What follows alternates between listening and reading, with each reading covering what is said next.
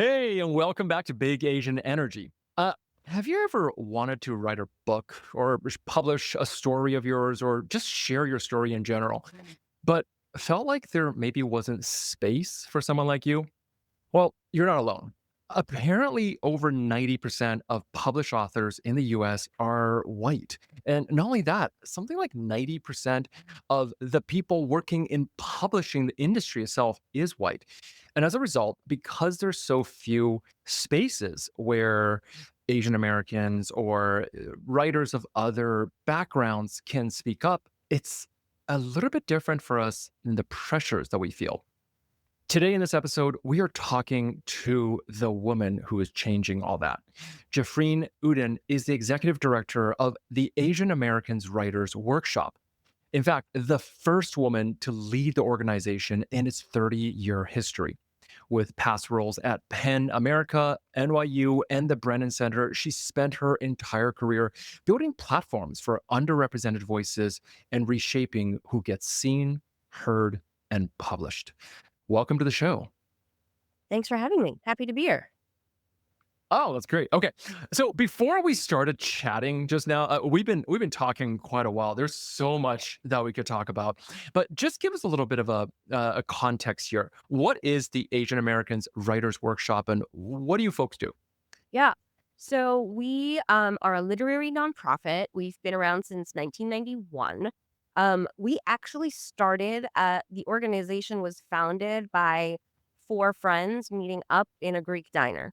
They were four writers. They were not feeling seen or finding a space that they felt comfortable in the traditional literary scene. So, um, they just started meeting at this diner and um, really supporting each other and supporting their writing and their creative pursuits. And from those initial meetings at the diner, it eventually turned into a formal nonprofit. Our first home was in a basement in St. Mark's Place, where we also um, had the first Asian American bookstore in New York City. So selling books, Oh, and the organization actually started as a bookstore. It also started as the producer of one of the first Asian American literary journals, which was a print journal. Um, that was kind of the early half of our organization's history. In the later half, after 2000, we shifted offices. We closed down the print journal and the bookstore. We've moved to a digital magazine, which still publishes new work today. And so what we've grown into today is the only national organization, one of the only national organizations supporting Asian and Asian diasporic storytelling. We have this really dynamic roster of programming. We do everything from public programs and readings where people get a chance to gather in person and hear from their favorite authors. We do workshops in high schools and senior centers throughout New York City where we bring arts and artists directly to communities who might not have access to those types of workshops. We, like I mm, said, publish original work in our digital magazine. It's a multi-genre magazine. We do everything from poetry to fiction to interviews and cultural criticism. Um, and we have fellowship programs, we have two kind of signature fellowship programs that are meant to materially support um, young emerging writers. And our past fellows have gone on to write best-selling novels. They've won national book awards. They've been selected for Oprah's book list. We take real pride in really incubating the next generation of Asian American storytellers.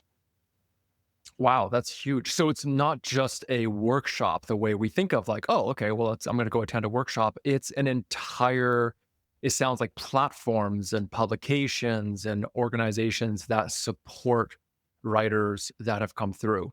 Now I have a couple of books in front of me. I'm just kind of curious. What are some books that people may not have heard that have gone through your organization? Oh, well, I mean, ours is a little different in that we're not publishing books, but we're really Sure. trying to nurture Uh, writers. But, mhm. I think one of my favorite stories to tell is Jhumpa Lahiri, who launched her book at the workshop years ago, her first Mm, novel. Jhumpa Lahiri was once teaching a workshop years ago, and the students in that workshop were Minjin Lee, Kathy Park Hong, Ed Land, and they were just kids learning how to write. They were kids trying to hone their craft, and they themselves have turned into these icons of the Asian American literary canon, and I think it speaks to the work that we do. We really intentionally I think we're one of the only organizations that works with writers at every stage of their career. So we have people that mm, come to our workshops, learn their craft, really find their creative voice. And mm, we aim to serve as their literary home. So when they mm, do write their best-selling novel, when they do become these Pulitzer Prize winners, when they do write, they can speak to the workshop as being a place where, their kind of baby writing was really not mm. just encouraged, but valued and trusted and made better. I love that. Why Asian, this seems like an obvious question, but why Asian Americans? Why does this subcategory exist and, especially serving this audience or especially serving this community? So Asian American itself is a relatively recent term, right? Mhm, It kind of came out of political organizing in the 1970s on the West Coast, where people were really interested in the power that comes with a Pan-Asian coalition. And so that mhm, and specifically in academic departments and creating Asian American studies, the the term itself comes from a real political origin of recognizing power in numbers in that way. Um, I it's a really unique demographic in the sense that it is so vast. There are, I think, a mhm, dozen countries, multiple dozens of languages, multiple religions. There's no monolith of Asian American. mhm, There's no such thing mhm, as the great Asian American novel. Like, that can't hmm. exist. But I think there are also very specific societal and kind of political contexts that come with the term. You're not Asian until you're outside of Asia. Nobody Right. nobody Yeah. in Asia calls themselves Asian, right? You're Indian or you're Yeah. Korean or you're Chinese or, Yeah. I and so it's this term that's placed on these communities, and it's defined by not being in the region that you're still being tied to. Uh, and so that comes with a lot of complications. And I think, Yeah. Oh, yeah. there's a transnational nature to a lot of the work that we're doing because Yeah. you can't be Asian American if you're not also in dialogue and in conversation with what's happening in your, home origin countries. Um, Mm, there's just a lot. It's a complicated web. And so we do what one thing that I think I'm really proud of what we're able to do at the workshop is we're really comfortable sitting in the tension of that term. We don't mean to define it in any way. We opt mm, from a radically inclusive ethos that counts everything from the Far East to the Middle East as Asian mm. American. And I think it speaks to our celebration of just how diverse and wide ranging the community really is. Oh, 100%. Yeah. There's so many different, and I think that's what's so fascinating about the Asian American umbrella is that it can be so incredibly encompassing of so many different perspectives, stories, narratives, experiences. And So what about sorry, the challenge that comes with that is actually you want to avoid flattening it. I think tell me more. people want to be able to say, like, this is the great Asian American story, or this is what Mhm. the Asian American community looks like. But you can't do that. There's Yeah. there's just no way. And so that's when you fall into these traps of flattening stories and being tokenized. And so that's something Mhm. that by kind of staying true to this radically inclusive ethos of ours, it's our way of avoiding those pitfalls. Mm. I love the term radically inclusive. Can you just give us kind of a quick way of understanding that term? It's, for example, in America, if you say Asian American, Mhm. most people would probably think of East Asian. Yeah, yeah. Japan, Korea, China. maybe Southeast Asia, like Thailand, Right. Vietnamese, you know? Yeah. Even South Asians sometimes feel like they're not welcome in the Asian American umbrella, or they don't feel like Mhm. it includes them. It's, Right. that's why you need Yeah. South Asian, because you need, um, the Middle East, Mhm. Palestine, uh, Mm. that that's Asian American. And Mhm. so when we say radically inclusive, for us, we make sure that our rosters, our lineups, our writers, Mm. community is as representative as possible, and that Got it. um that includes really combating this kind of instinct, and Mhm. combating this stereotype that I think Yeah. comes with what people think of when they hear Asian American. Right. Yeah. We have this view when we think Asian American, we tend to think of a certain color, cuisine, culture, etc. And it's So, not just outside groups. I mean, we have been to Asian American events that mhm. feature a completely East Asian lineup. Right. So that's, even internally, I feel like there's I think not enough is being done. And so that's what we're trying to Mm. do better at. Right. Yeah, I am curious about that. I mean, how does somebody who is coming to an event, because I think that is something that probably is experienced often, is, somebody who's South Asian, perhaps their heritage or lineage is, let's say, Indian, and they go to an event and they see, oh, it's people who are traditionally East Asian, and then there's this moment of like, what am I doing here?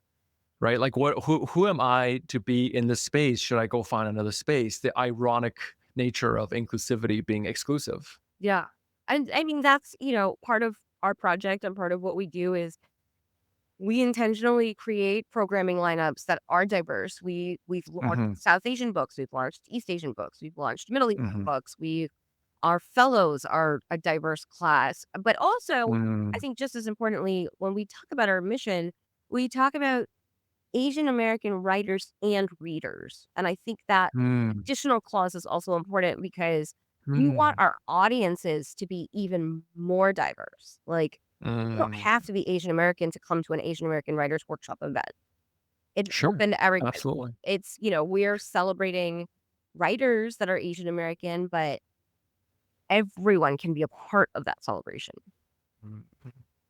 So tell me a little bit about somebody who's coming or interested in your workshops or your events, etc. Where are they usually at? Are these people who have backgrounds in writing? Are these complete newbies?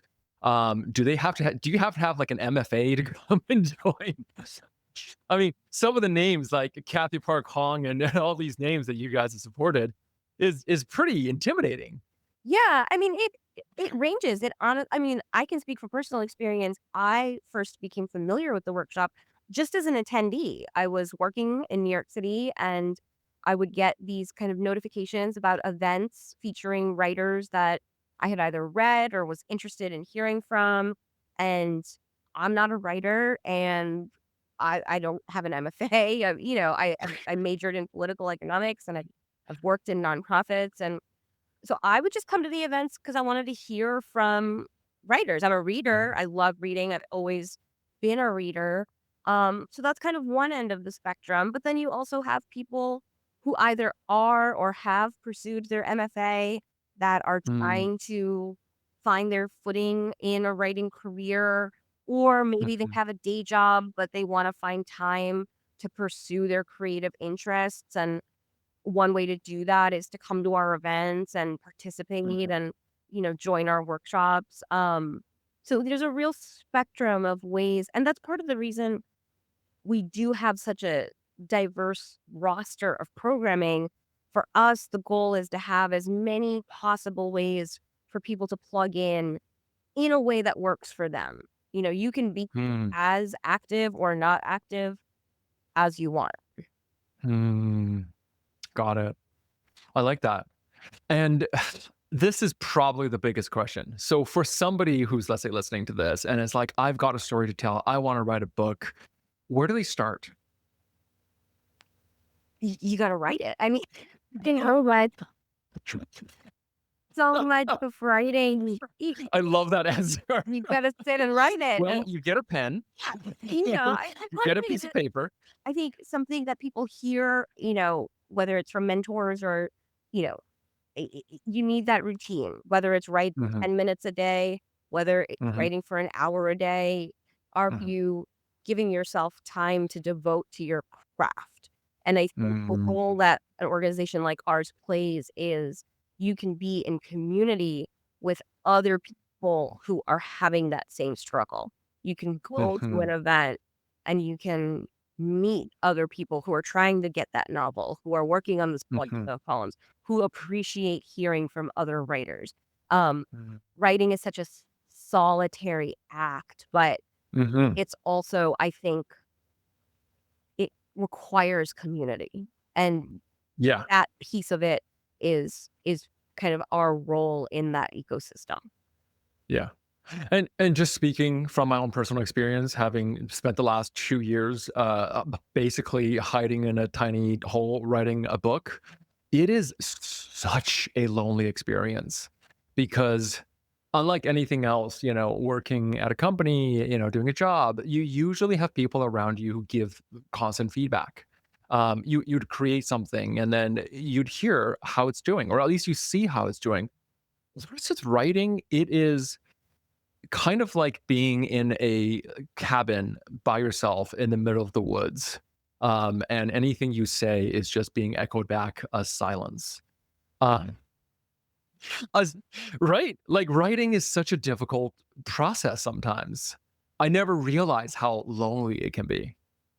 Definitely, but it also, I think, the workshop model, which is such a central piece of MFA programs, of how writing Mhm. works, is community based. It's getting Mm, feedback from other writers. It's sitting mhm, with other writers and not just feedback for like formality's sake, like real critical feedback that helps make your work better. mm, Learning from what other writers are doing. That's such a central piece for how the workshop model works. So mhm, that dichotomy is always really interesting to me of for such a solitary pursuit, kind of the central way of how it's actually produced is so mhm, rooted in community. mhm, mhm. You mentioned before that there are these struggles that I would say many, probably most even, writers experience in this process, loneliness being one of them. What are some other struggles that you feel like Asian American writers might face, especially ones that might not be faced by all writers, for example? I think there's at the end of the day, writers just want to write the story that they want to tell, whatever it may Mhm, be. And I think there are all these expectations and burdens placed on writers of color, both intentionally and subconsciously. mhm. Um, are you representing your community in the best way possible? Oh my gosh. Are you, Okay, are, I want to talk more about this one before. So I'm are really personally excited about this because before we started our call, we already started talking about this. Okay. Yes. So this idea and this feeling, I think, very commonly for Asian writers, Asian American writers, to feel like they have to represent their entire cultural community, which is insane. there's no such thing. You can't do it. I mean, and it's a scarcity complex. It's a scarcity mindset that is both fed to us externally, but also Hmm. internalized ourselves. And it's this vicious cycle. we've heard horror stories from publishers and from editors who say things like, "Well, I already have a Korean author. I don't need another one." We've heard horror stories. There is this idea. I tell this story often. It might be urban legend. I don't even know if it's true. So I'll start with that caveat. But I have heard stories that the show Rami, which eventually was on Hulu, was originally kind of being offered or tried being sold to Netflix. And Uh-huh. Netflix turned it down because they already had Master of None, Aziz Ansari's show, and in their minds, they already had a show by a Muslim male comedian. They didn't need another one. Now before Oh, yeah, we like, maxed it out. yeah, we're done. We already have anybody who's seen both of those shows, they cannot be more different. It pulls apart different storytelling styles, different communities, everything. Now Netflix and Hulu, please don't sue me. If it's not true, it's not true. Um, Sure. so, yeah. But if it's something, and even if it's not true, that sentiment is pervasive in Hollywood, Mhm, in mm, um, the publishing industry. We've had editors who say, "Well, like I have a certain writer on my list, and that's it. Like I can't do anymore." mhm, And so it's a problem because it limits the number of stories that can be told. It mhm, feeds into this false narrative that there can only be one. Um, mhm, and it places this really unfair expectation on the writers who are chosen, who are writing to mhm, represent this whole vast community that it's just impossible to actually do. mhm. And I think, and let me know if your thoughts around this, but I think it also kind of dehumanizes us because that means that the characters that we write have to be so carefully crafted. And, there are moments that we're talking about this, I'm thinking back to um so many different characters that have been written in Asian American storytelling or just Asian storytelling, all the way going back to, Better Luck Tomorrow in cinema and all throughout the books, that because anything you write, any character you write becomes part of the canon, right? Part of the canon of being an Asian American. So if you write something that is not quite right, and I personally, you have no idea. Like, I can't tell you how many sleepless nights I've had of like, oh God, okay. But if I say this, will people misconstrue it to think that I'm criticizing our culture? Or like, but if I point this out, well, are people going to have this wrong impression? It is so difficult that we don't have the freedom to tell hard stories that are raw and human and imperfect. And we also don't allow ourselves to have hard conversations. So, you know, Mm, the we need to embrace flawed characters and mhm, messy lives and also, you know, hard truths. I think there are real issues in the Asian American community that we feel like we just kind of like brush under the rug and let's not talk about it in front of polite company. Like, do we mhm. talk about anti-black racism? Not really. Oof. Do we talk about, you know, patriarchal forces and expectations on women? No. And like Mhm, here's this idea that if you bring up a difficult conversation, you're like disrespecting your culture or where you come from. And two things can be true at the same time. You can honor oh, yeah. your origins, you can honor where you come from, and you can still call out things that need to be called out. Oh, 100%. Because anything that is created is becomes this icon, right? Any kind of storytelling becomes this icon, and you are now representing the collective in a negative light. Right. And, oh my gosh, like, that's so much pressure. The reflector. We have writers in our community.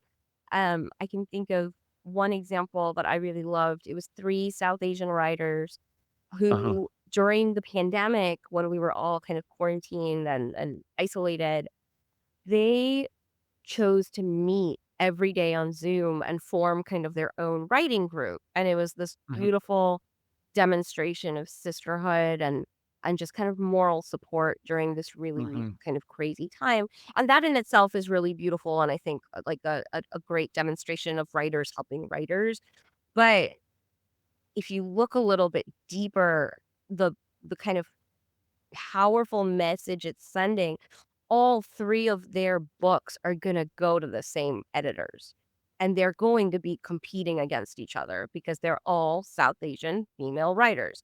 They're all gonna be competing for the same readers, the same, audience, the same publishing, support, and they know Mhm. that. They know that the industry would prefer to pit them against each other, and they chose to support each other anyway, because it Wow. was more important to them to have that solidarity and embrace this abundance mindset instead Mhm. of falling into that trap of letting the scarcity mindset actually prevail.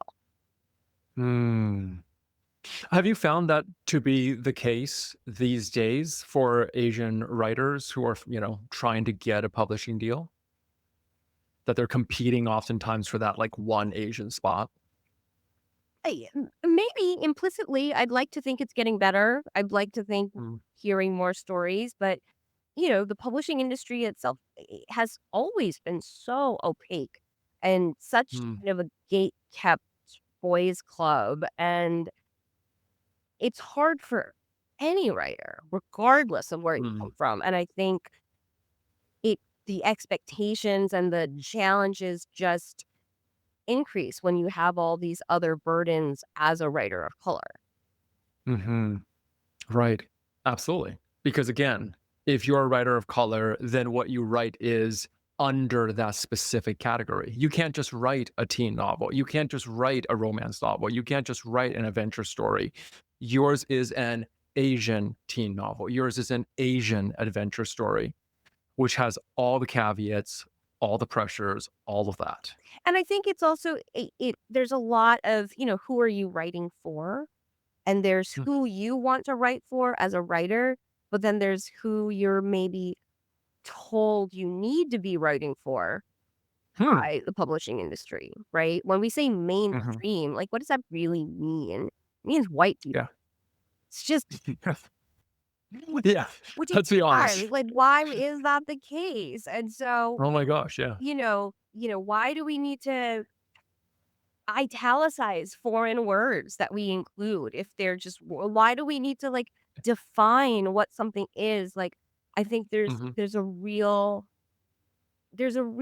power that comes from just being able to tell the story that you want to tell, and the characters Mhm. happen to be Asian American. It's not the focus, it's not the need of the story, it just happens to be who they are. Right. Yeah. This is something that I've long felt is that it's not just about representation, it's about the normalization of who we are. Totally. The irony of this whole movement really is about, well, I would love to get to a point in which my stories are just, oh, the fact that I am Asian or the fact that this is a topic or the background is entirely secondary and practically not brought up. It's just in the same way that you wouldn't imagine that a character from a story would be like, well, they were born in British and French parents, and so therefore they must act this way. And we can just kind of hop through that. Yeah, and it goes both ways because you also like there are certain things that come with being from a certain place that make up who you are and the story that you want to tell. And you know, Hmm. the eldest daughter of a South Asian family, there are going to be certain kind of Hmm. cultural things that come with that a South Asian writer should feel free to be able to write, but Yeah. without the burden of needing to represent all Asian American daughters. Like, they're just elegant part, and that's okay, you know? L 100%. Yeah. And not have to have that nightmare of one day somebody pointing to it and going, oh, like you've betrayed our messaging or you've betrayed our community. Cause God, what a amount of pressure that must be going through. Um, I'm very curious now about how your journey come through. How did you come to this particular role and position? So I started my career in nonprofits. So the first nonprofit that I joined right out of college was the Brennan Center for Justice. It's a public policy think tank based out of NYU's law Mhm. school. Um, it is this kind of monster of an organization now doing incredible work across democracy and liberty and national security issues. When I started back in 2008, it was much smaller. It was kind of this group of lawyers who were working on the same issues, but just scale wise, they were, much Mm. smaller. And it's been kind of wonderful to see their trajectory. But I started there thinking I would be a lawyer. My goal was to kind of work there for a couple years, take the LSATs, and then go to law school.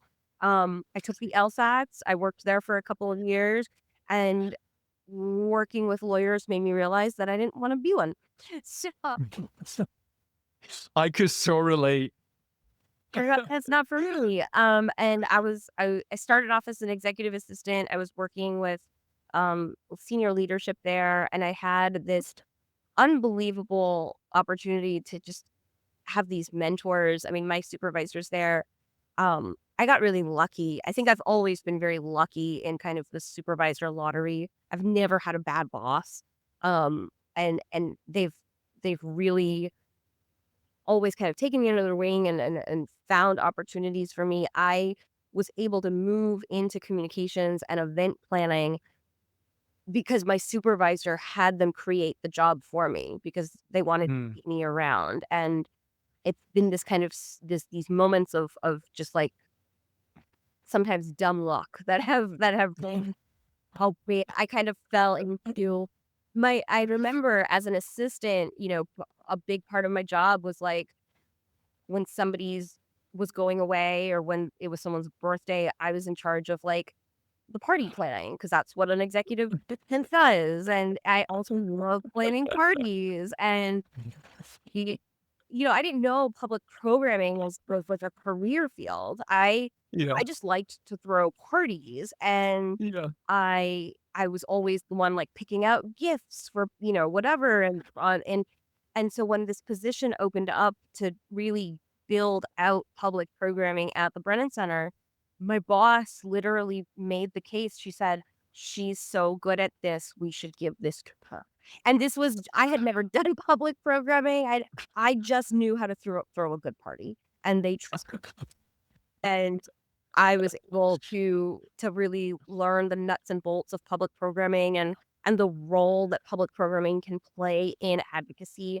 What does it mean to use events and use strategic programming to win over audiences and convey the message that Mm. you want to convey? And so that was kind of my first foray. That's when I fell into communications, and then I left. I did a little bit at NYU Stern, with executive education. That was just um, like a higher education job that I did for a little bit, and then I eventually did fundraising at Penn America. And Mhm. speaking of another moment of kind of like dumb luck, this was the number 2 fundraising role in at Penn America, and fundraising never came up in the interview process.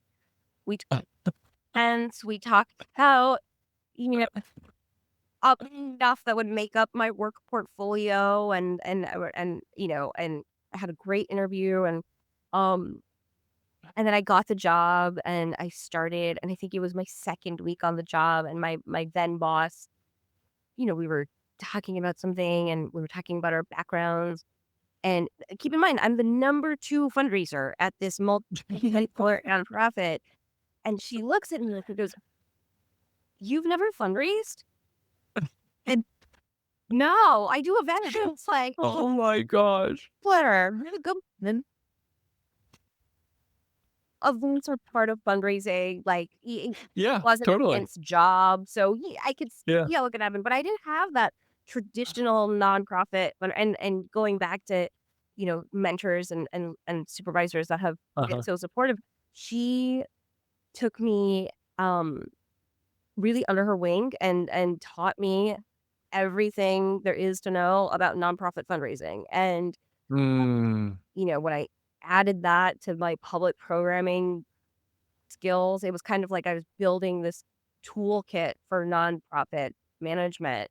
Um, Oh my gosh. until while I was at Penn America, that was the first time I was kind of in the arts and culture field, and that's when the executive director position opened up at the workshop. And like I mentioned before, I'd always been a fan. I was very familiar with the work that they do, and it just seemed like kind of a natural progression of Mm. you know all these experiences and skills that I'd both intentionally and accidentally picked up along the way, um, and kind of putting them to use as the executive director here. So what I'm hearing is that if you ever want to become an executive director at a major organization, be really good at throwing parties.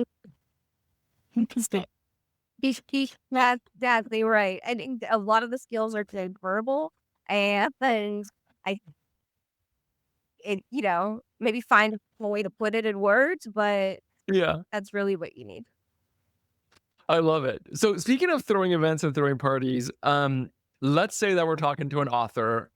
Let's say some random stranger, purely hypothetical, who has a book coming out. How would you support authors in marketing and perhaps getting their name out there, especially I think who are Asian American?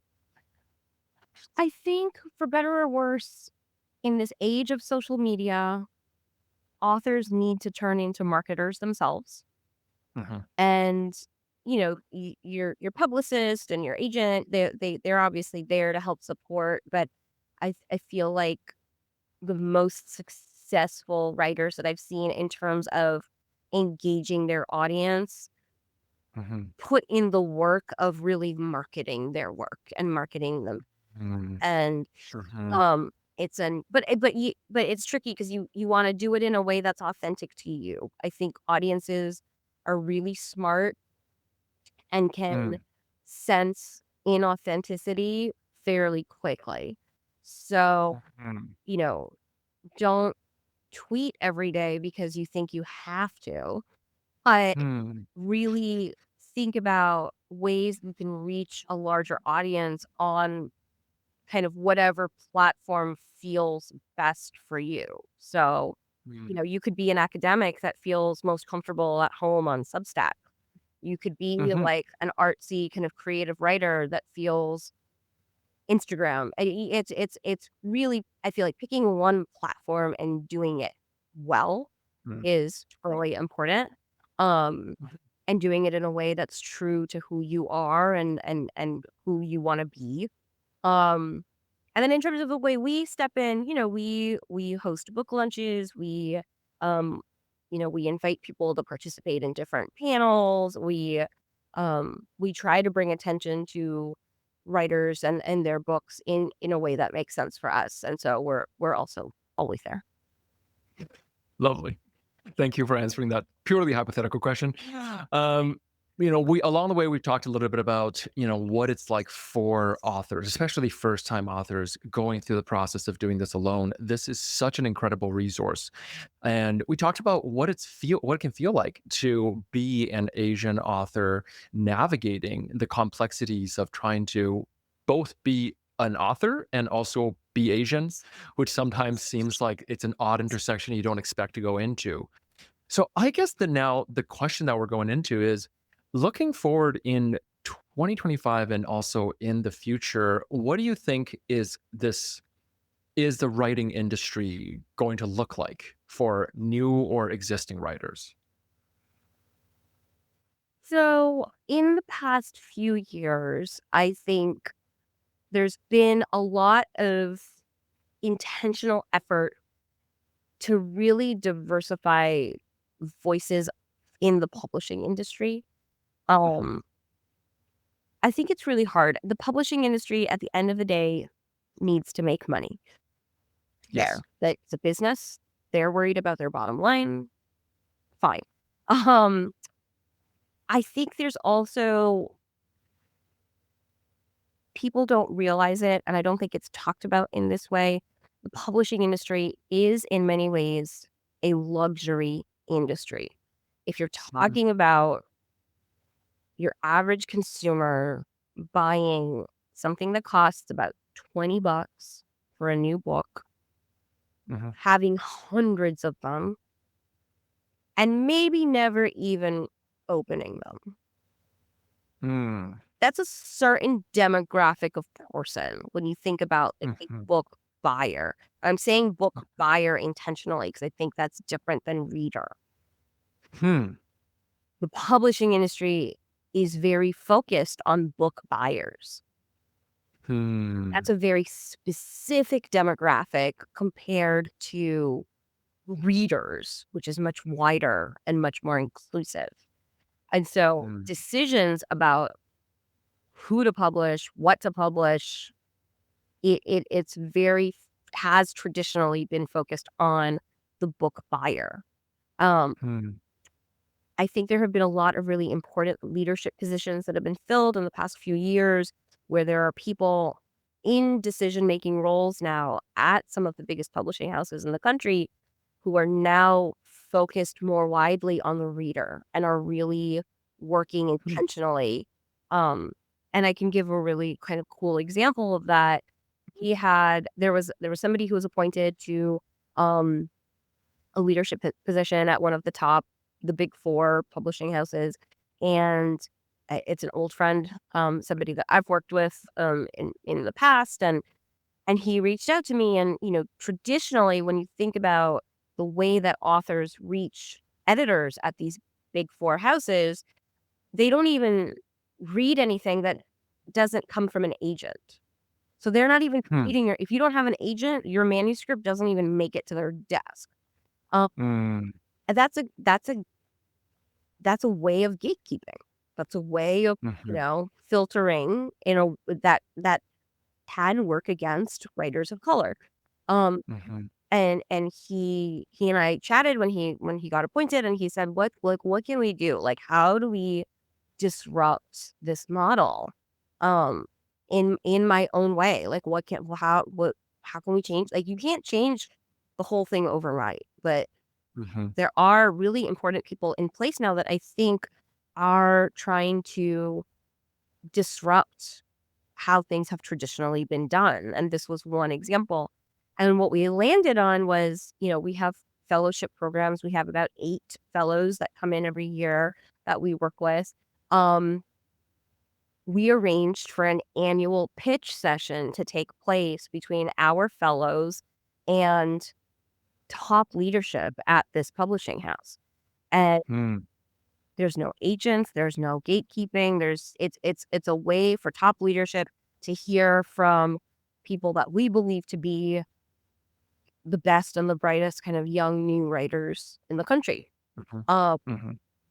and it's a small thing. It's not splashy. It doesn't make Mhm. news, but we've had writers that come out of this pitch session with an agent. We've had writers Wow. out of this pitch session getting the attention of top leadership at a Big 4 house, getting an editor, um, real kind of effectuating real change on a small scale. And my hope is that with more and more of these important appointments being filled by a younger generation of publishing industry people, um, we'll be able to kind of create a ripple effect that Mm. hopefully brings in more new voices and is more inclusive and does aim to publish a more diverse roster of books.